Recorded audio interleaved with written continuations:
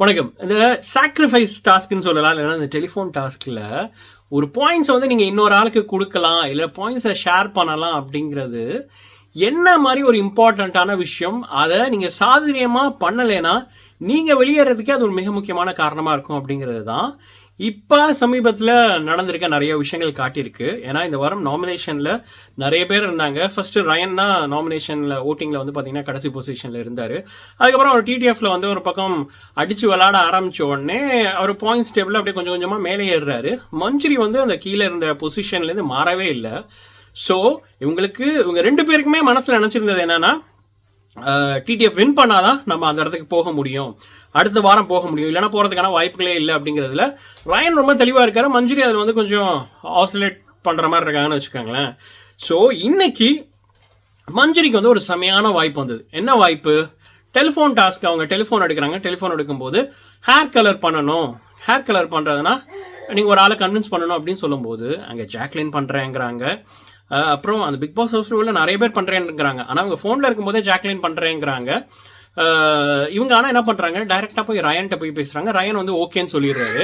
ஆனால் ரயன் என்ன பண்ணுறாருன்னா, இங்கே ஓகே சொல்லிட்டு ஃபர்ஸ்ட் 1 பாயிண்ட்டு 2 பாயிண்ட், அதாவது 2 பாயிண்ட் இவங்க வச்சுக்குவாங்க, ரயனுக்கு 1 பாயிண்ட் அப்படிங்கிற மாதிரி தான் பேசுகிறாங்க.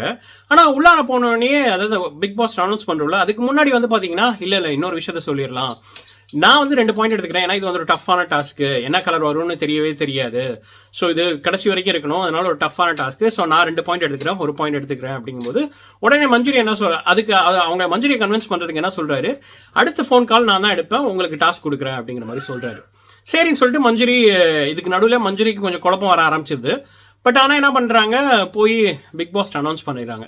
பிக் பாஸ் அனௌன்ஸ் பண்ணதுக்கப்புறம் இவர் வந்து திருப்பி என்ன சொல்கிறாருன்னா, நான் உங்கள்கிட்ட வந்து உங்களுக்கு டாஸ்க்கு நீங்கள் பண்ணுற மாதிரி இருந்ததுன்னா கொடுக்குறேன்னு சொன்னேன், இல்லைன்னா நீங்கள் உங்களால் பண்ண முடியாதுன்னா நான் கொடுக்க மாட்டேன் அப்படிங்கிற மாதிரி அந்த ஒரு பாயிண்ட் எடுத்து வைக்கிறாரு. அதுக்கப்புறம் மஞ்சுரி திருப்பி பேசுகிறாங்க. அதுக்கப்புறம் என்ன சொல்கிறாருன்னா, சரி நான் உங்களுக்கு எந்த டாஸ்க்காக இருந்தாலும் கொடுக்குறேன், ஆனால் நீங்களே முடிவு பண்ணிக்கோங்க, ஒரு ஃபேரான கால் ஆடுங்க, உங்களால் பண்ண முடியுமா பண்ண முடியாதா, அப்படி பண்ண முடியாதுன்னா சொல்லிடுங்க, நான் வேறு யாராச்சும் பண்ண சொல்கிறேன். அதாவது ரொம்ப ஃபிசிக்கலாக யூஸ் பண்ணுற மாதிரி இருந்துச்சுன்னா அது உங்களால் கண்டிப்பாக பண்ண முடியாதுன்னு எனக்கு தெரியும், ஸோ அதனால் வேறு யாருக்காச்சும் கொடுக்கலாம் அப்படிங்கிற மாதிரி நிறைய விஷயங்கள் அப்படியே மாற்றிட்டார். ஃபஸ்ட்டு அவர் ஒன்றுமே சொல்லாமல் அக்செப்ட் பண்ணார், பாயிண்ட்ஸை பற்றி பேசாமல் அக்செப்ட் பண்ணார்.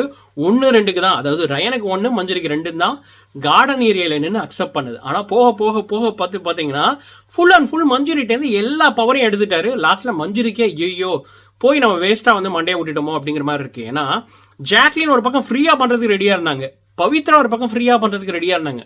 எக்கச்சக்க பேர் ரெடியாக இருக்கும்போது இவங்க யோசிச்சு அந்த ஒரு முடிவு எடுத்துருக்கலாம். இவங்க பாட்டில் பார்த்தீங்கன்னா ஃபாஸ்ட்டாக போய் அனௌன்ஸ் பண்ணிடுறாங்க. இல்லை பிரச்சனை என்னன்னா, இப்போ அதனால் ஒரு பக்கம் ரயன் வந்து டிக்கெட் ஃபினாலே டாஸ்க்கை வின் பண்ணுறதுக்கான நிறையா வாய்ப்புகள் இருக்குது. அவர் வின் பண்ணிட்டார் அப்படிங்கிற மாதிரி நிறைய நியூஸ்லாம் வந்துட்டு இருக்கு.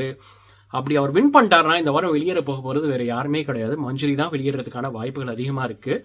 ஸோ அவங்க கையில் ஒரு பெரிய ஆப்பர்ச்சுனிட்டி இருந்தது, ஆனால் யோசிக்காமல் சிந்திக்காமல் ஒரு முடிவு எடுத்ததுனால இவங்க இப்போ வெளியேறதுக்கான வாய்ப்புகள் நிறையா இருக்குது அப்படிங்கிற மாதிரி தான் தோணுது. நீங்கள் இதை பற்றி என்ன நினைக்கிறீங்க? மஞ்சுரி ஒரு தவறான முடிவு எடுத்துட்டாங்கன்னு நினைக்கிறீங்களா?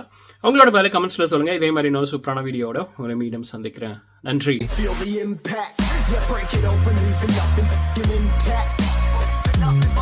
Hey yo, you've been hacked. This safe hard in, but I found it, homie, been cracked.